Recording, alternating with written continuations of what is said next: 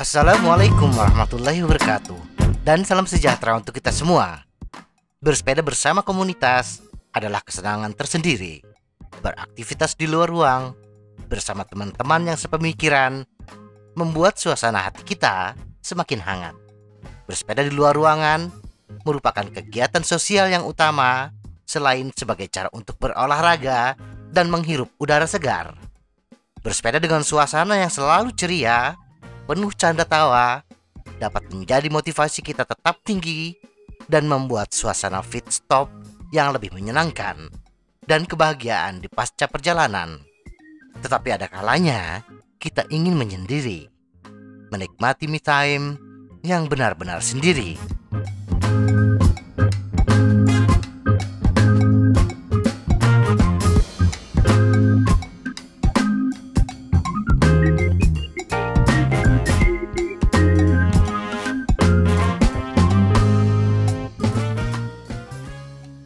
Bagi yang belum pernah melakukan perjalanan jauh sendirian, apalagi yang terbiasa bersepeda dalam rombongan, yang terbayang adalah perjalanan yang tidak bergairah, sehingga tidak terdorong untuk menjelajah seorang diri. Bersepeda sendirian bisa sangat bermanfaat, dan dengan sedikit persiapan dan imajinasi, bersepeda solo ride dapat menambahkan dimensi lain pada kecintaan kita pada olahraga ini. Jadi apakah kita mencari lebih banyak penghilang stres untuk tetap berpegang pada rencana pelatihan yang ambisius, atau hanya menikmati kebebasan dan kekuatan mental yang ditingkatkan yang dapat dibawa oleh bersepeda sendiri? Berikut adalah beberapa cara sederhana untuk mendapatkan hasil maksimal dari pengalaman bersepeda solo ride. Selalu tetapkan tujuan untuk diri sendiri.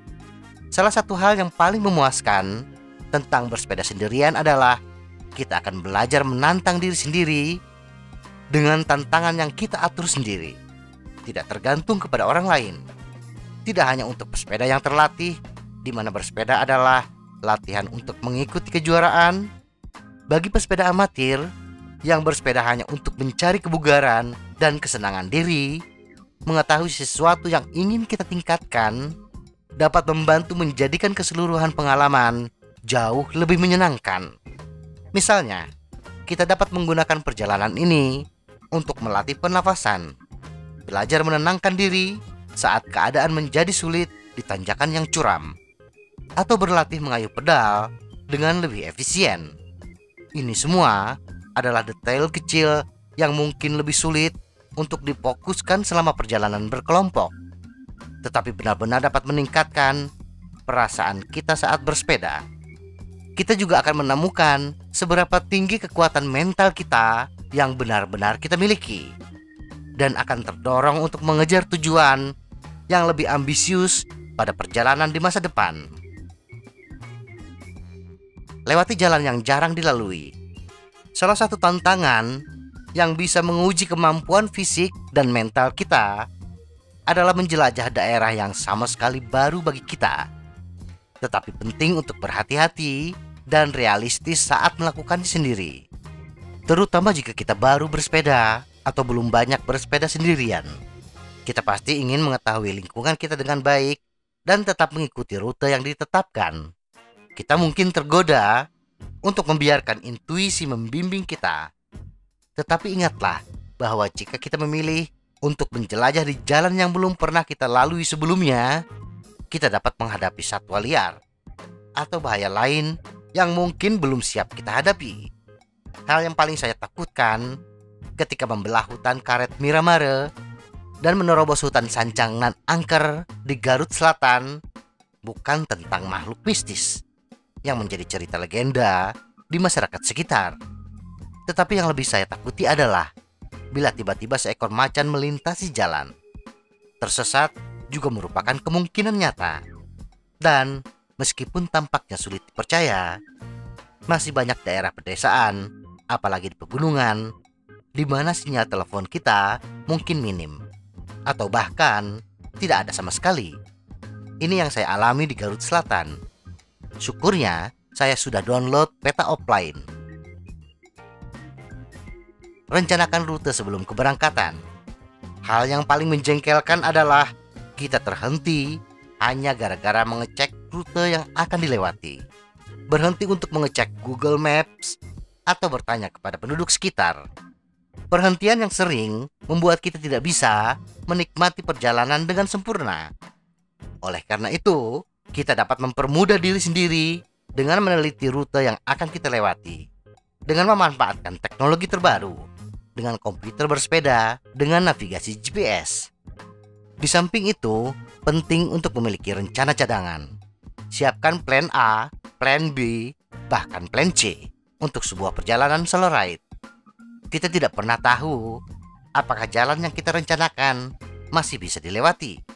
Bisa saja karena perbaikan jembatan atau terjadi longsor di rute tersebut, membuat kita tidak bisa melanjutkan perjalanan kita. Terakhir, merupakan ide bagus untuk membagikan informasi perjalanan kita dengan teman atau anggota keluarga, sehingga kita merasa tenang karena seseorang akan mengetahui posisi terakhir kita jika ada yang tidak beres. Tidak mengapa terlihat sedikit narsis dengan memposting foto perjalanan kita di sosial media, karena dengan cara ini semua orang mengetahui posisi kita saat ini. Bersandarlah pada kebebasan, apalagi jika kita terbiasa bersepeda dalam rombongan besar dan selalu ceria.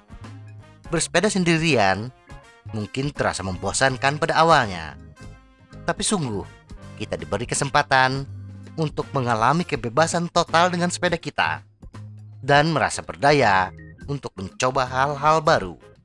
Berada sendirian di tengah hutan hanya dengan satu set roda bisa jauh lebih meditatif dan memungkinkan kita membiarkan pikiran mengembara saat kita memanfaatkan sisi bersepeda yang tenang dan damai. Manfaatkan ini sebaik-baiknya dengan membiarkan diri kita melakukan apapun yang ingin kita lakukan hari itu. Jika kita ingin bekerja lebih keras, lakukanlah. Atau izinkan diri kita untuk melakukannya dengan santai jika itu yang diinginkan tubuh. Kebebasan melakukan apapun yang kita inginkan saat kita inginkan bisa lebih menyenangkan daripada yang kita kira. Jangan berhemat pada pengisian bahan bakar atau pit stop. Jangan ragu untuk terus makan di tengah perjalanan hanya karena takut kehabisan bekal. Kehabisan bekal masih bisa menunggu warung berikutnya, tetapi kehabisan tenaga di tengah hutan yang sunyi membuat mental kita jatuh. Jangan lewatkan untuk berhenti di area dengan pemandangan yang indah. Nikmati perjalanan kita, mumpung kita sendirian. Tidak ada yang mendesak untuk melanjutkan perjalanan. Kita bebas menentukan berapa lama kita berhenti. Bahkan bila memungkinkan, kita bisa bermalam di tempat tersebut dengan mendirikan tenda. Kita bebas untuk bermalam, atau bila perjalanan kita memasuki perkotaan, kita bisa merencanakan untuk mengunjungi kafe yang terbaik di sekitar rute perjalanan kita. Dan jika kita berencana melanjutkan perjalanan, bekali diri kita dengan makanan ringan atau perbekalan piknik untuk kita nikmati di sepanjang jalan. Semoga informasi ini bermanfaat. Tetap sehat, salam goes.